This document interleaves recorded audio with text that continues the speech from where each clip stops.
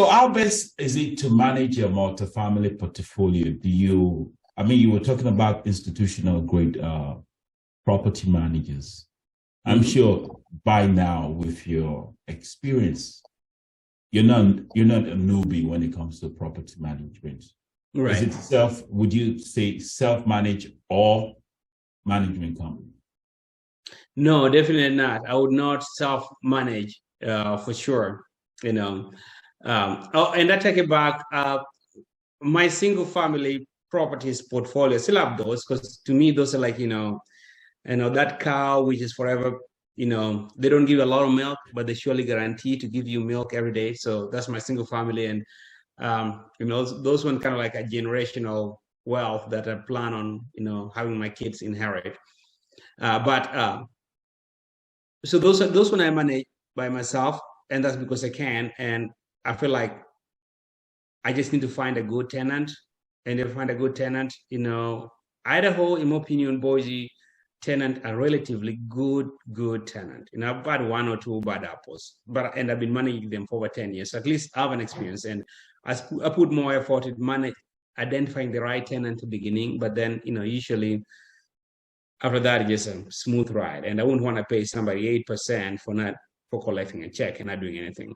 Anyway, so that's that thing. But multifamily, I would never ever try to be self-managed, just because it's way more labor intensive. And it's one of those things. Get somebody who specializes in it. It's not if like choose your own bar, right? Choose what you're good at and focus on that.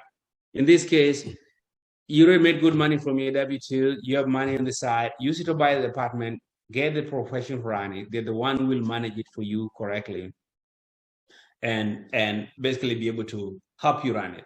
Of course, once you get to a certain level, like with me, I have the option, like I can create a property management company for me to run my portfolio. And because right now I can afford it, but I don't have the time to run that property management company. So to me at this point, third-party property management company is still a better choice. It gives me a chance to focus on other things and let the professional run it accordingly. It's a best way, to utilize your time by not spending time on things which are not your expertise. If you want to, of course, if you want to have your own property management company down the line, then you can consider that. But for the most part, there's a lot of great property management companies out there that will do 10 times better job than you doing by yourself. Remember, some of the best deals are mom and pop run assets. Those are the ones that they're not maximizing on the value, right? The way they're doing the accounting and this and that. I'm sure you've had brokers approach you, with a deal like, hey, this was mom and pop run. I don't want to be that mom and pop, who's selling the deal at a throwaway price because I do not know the value of the property. I'd rather get the professional, work with the professional. I just need to know how to manage the professional, because remember one thing, the property manager is still now on the hook if the deal goes south.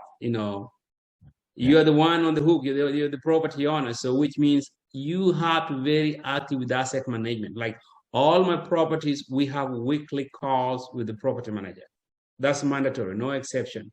Yeah. And it could be anything from 30 minutes to 1 hour, depending. And that at least 1 week. Usually there's several emails going back and forth. I want to approve all the major capex. You get the monthly report you have to review to make sure everything's done right. So these are the things you still have to do to make sure that nobody is squandering your money or wasting your money, because at the end of the day, it's still your money. You need to make sure you safeguard it.